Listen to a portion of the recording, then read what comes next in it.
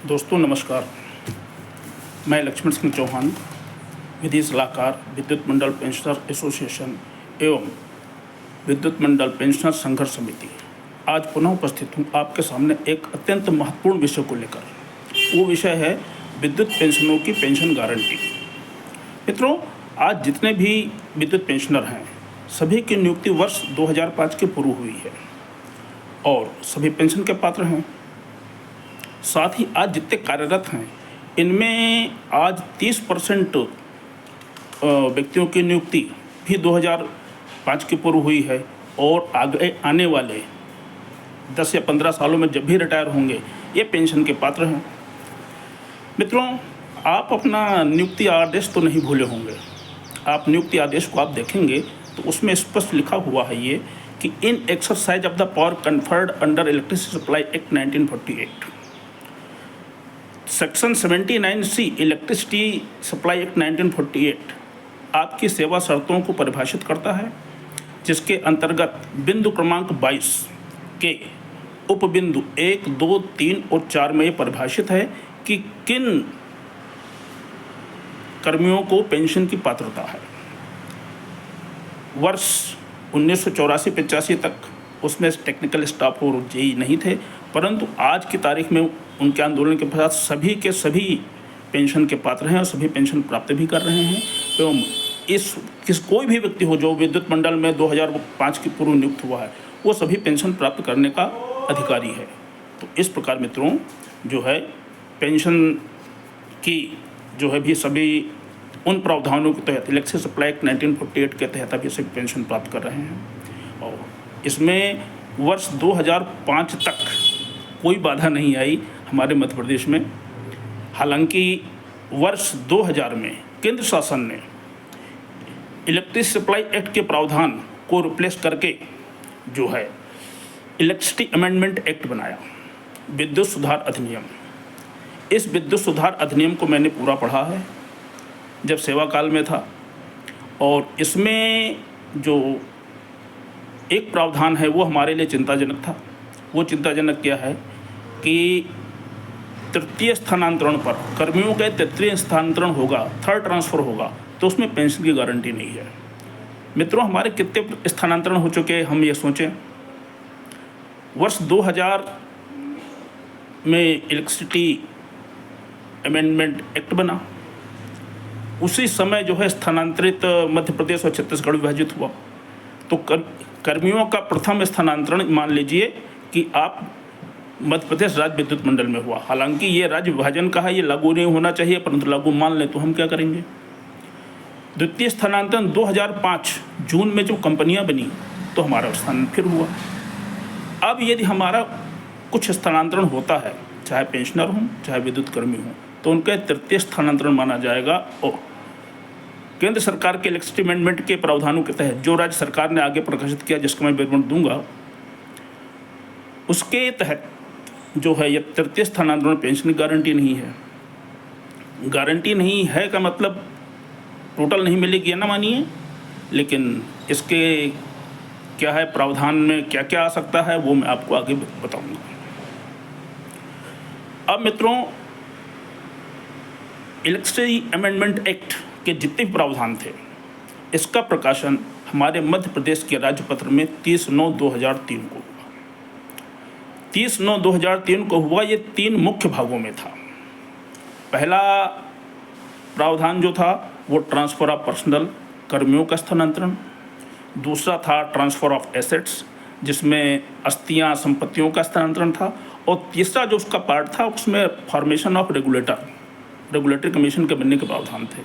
ये सारे क्रियाकलाप हो गए, लेकिन कहीं ना कहीं राज्य शासन को ये लगा कि शायद कुछ कमी रह गई है, तो उसने इस प्रकाशन का संशोधित प्रकाशन जो है 13 जून 2005 में किया और उसमें करीब करीब वही प्रावधान दोहराए गए, कुछ थोड़े बहुत संशोधित करके, जो वर्ष 2003 30/9/2003 को लिखे गए थे।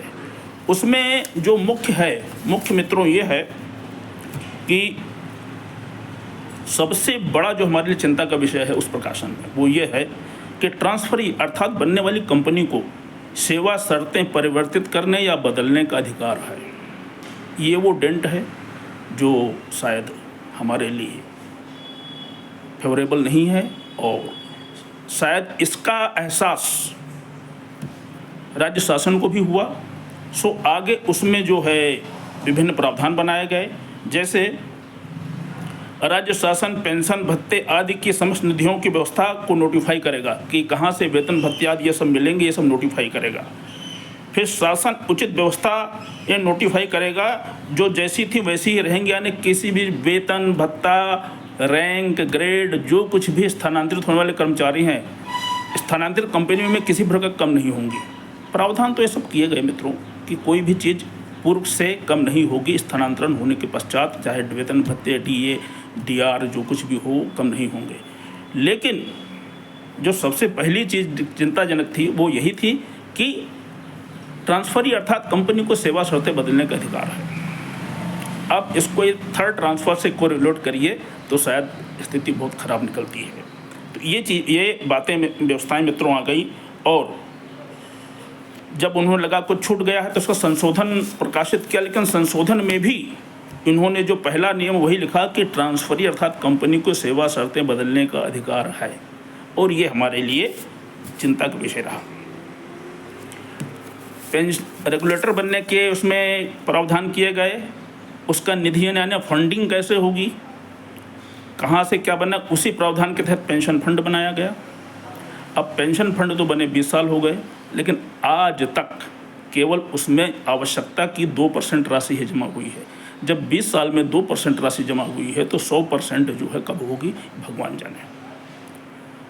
हालांकि 210 करोड़ रुपए पेंशन फंड में हर वर्ष जमा हो रहे हैं, और ये भी जो है हमारे इंजीनियरिंग एसोसिएशन की मेहनत का परिणाम है, जिन्होंने वर्ष 2013 में एक पिटीशन फाइल की थी जो है रेगुलेटरी कमीशन में पेंशन फंड को बनाने के लिए, और उसके पश्चात में इसका ये बहुत उसमें उन्होंने मेहनत की और बहुत लड़ाई लड़ी, और ये जाके 2018 में जब पिटीशन डिसाइड हुई और प्रकाशन हुआ इसका, तो इसमें एक तरीके से जो कुछ प्रावधान रेगुलेटरी कमीशन ने बनाया है उसी के समतुल्य था कि रेगुलेटरी कमीशन ने स्ट्रिक्ट निर्देश दिए कि इसमें रेगुलर फंड जमा किया जाए, इसमें जो है आपका एक्चुअल वैल्यूएशन की वास्तव में फंड की जरूरत कितनी है ये किया जाए। ये सब आदेश तो हो गए, लेकिन 7 साल हो गए, कुछ हुआ नहीं। बीच में विभिन्न पेंशनर एसोसिएशन चाहे जबलपुर के रही हो, हितरक्षक संघ भोपाल का रहा हो, या विद्युत मंडल पेंशन एसोसिएशन जो है इंदौर की रही हो, ये सब लगातार पत्र लिखते रहे, और जो है रेगुलेटरी कमीशन की जब सुनवाई होती है, पब्लिक सुनवाई होती है, इसमें ये मुद्दे उठाए जाते रहे लगातार कि पेंशन फंड सफिशेंट नहीं है, इसको बनाने के लिए जो है प्रावधान किए जाए। तो 210 करोड़ रुपए वर्ष के जो है निर्देशित किया गया कि जमा किया जाए। लेकिन सबसे बड़ी चीज़ ये है कि 210 करोड़ रुपए क्या सफिशेंट हैं? शायद नहीं। वस्तुतः जरूरत 69,000 करोड़ रुपए की है, जिसमें अभी हमारे पास 2,000 करोड़ के आसपास जमा है। 67,000 करोड़ की ज़रूरत अभी और है, और 210 करोड़ के हिसाब से यदि हम आकलन करें तो 323 साल लगेंगे। अर्थात एक तरीके से यह मान लीजिए कि यह व्यवस्था पूरी तरह फेल है। केवल कानूनी खाना पूरी करने के लिए कोई कोर्ट केस ना हो 210 करोड़ रुपए जमा किए जा रहे हैं, लेकिन ये पेंशनों के लिए सफिशिएंट नहीं है, ये पेंशन फंड बनने के लिए सफिशिएंट नहीं। या मान के चलिए कि ये व्यवस्था पूरी तरह फेल हो गई है। यदि इसी दर से जमा किया जाएगा 323 साल लगेंगे, कौन रहेगा 323 साल तक? तो ये मित्रों ये सब विचारणीय प्रश्न है।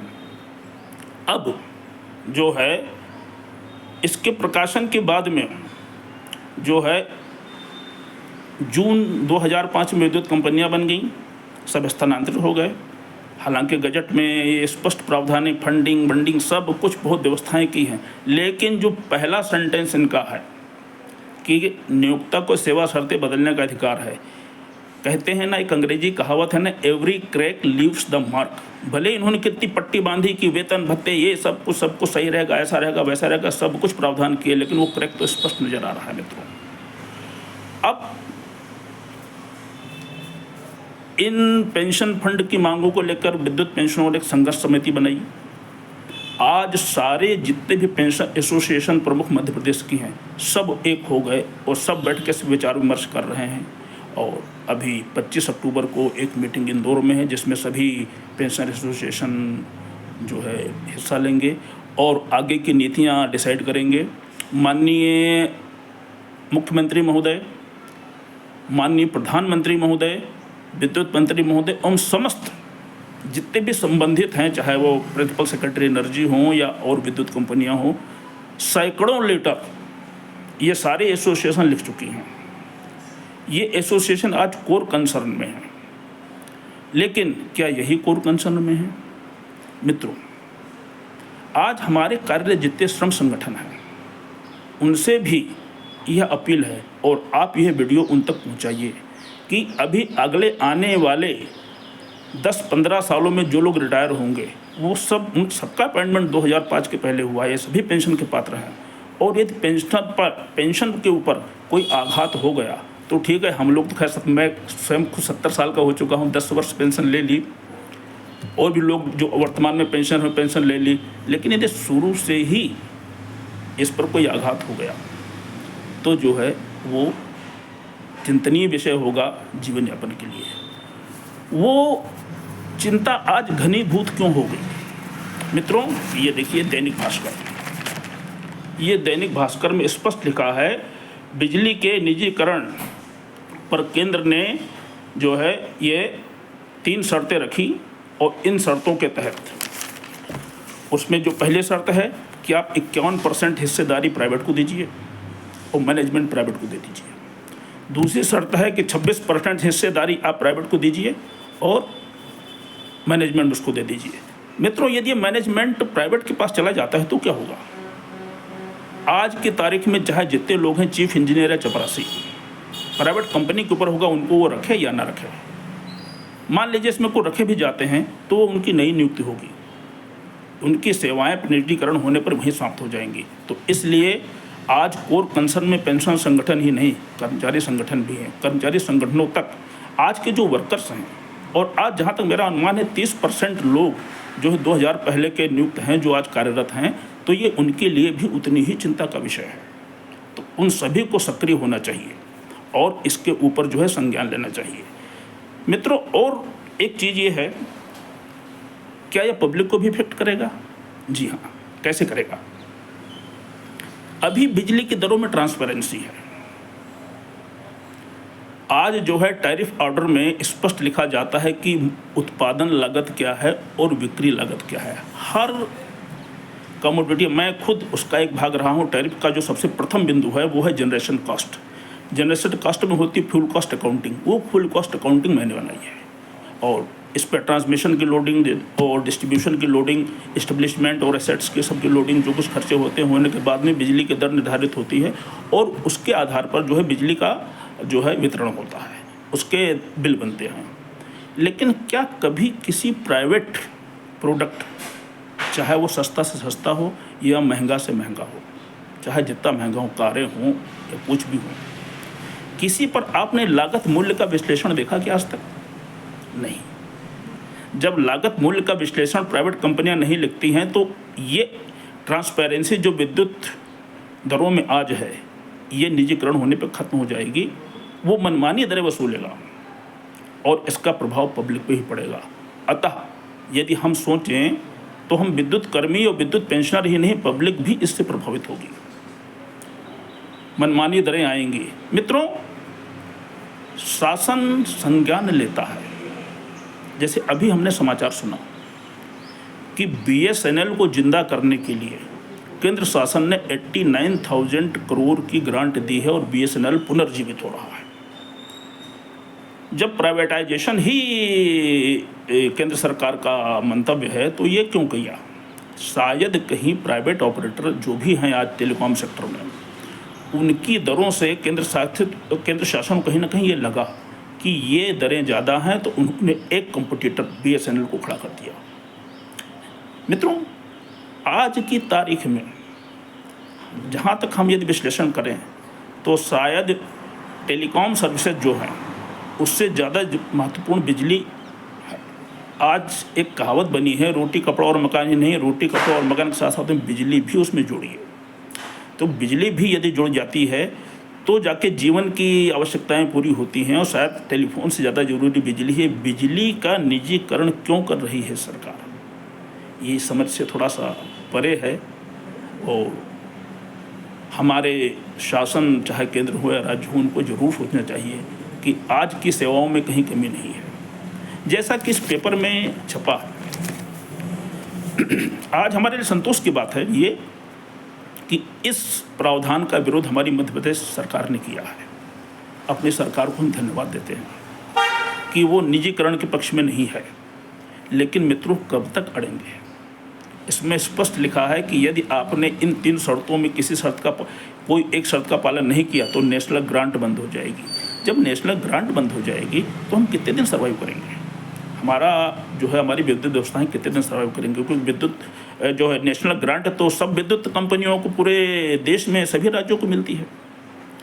तो शायद ये कहीं ना कहीं, और एक बात अभी जिस दिन ये पेपर में खबर छपी थी, मैंने व्हाट्सएप पे कुछ कमेंट डाला था, तो उस पर मुझे कुछ प्रतिक्रियाएं मिलें कि जो है आप ऐसा ना कहो, नहीं तो 70, 80, 85 साल के लोग हैं, उनको हार्ट अटैक हो सकता है पेंशन बंद होने का सुनने का।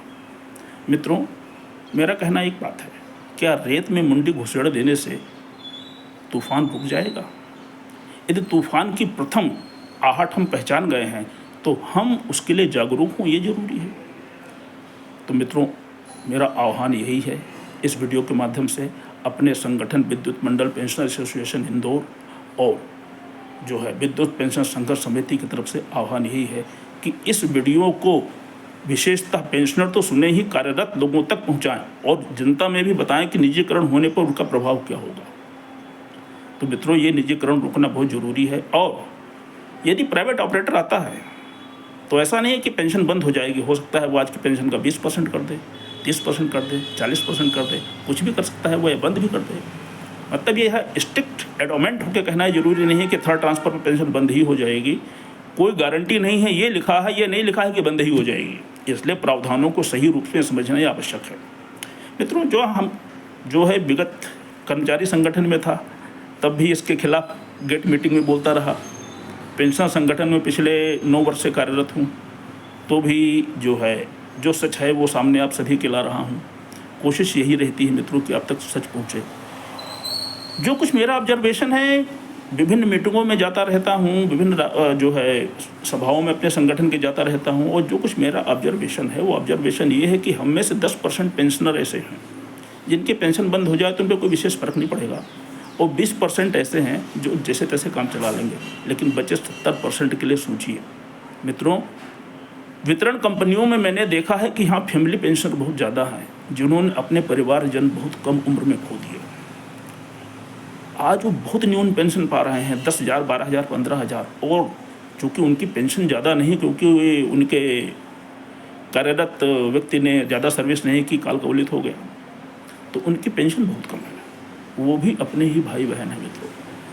उनके सोचिए कितनों को रोते हुए मैंने देखा है कि पेंशन बंद हो गई। सभाएं हमारी होती है, उसमें फैमिली पेंशन इतने सारे आते हैं, बैठते हैं, वो जो है हिस्सा लेते हैं। तो मित्रों, आज ये बहुत ज़रूरी है कि हमारी पेंशन संरक्षित और सुरक्षित रहे।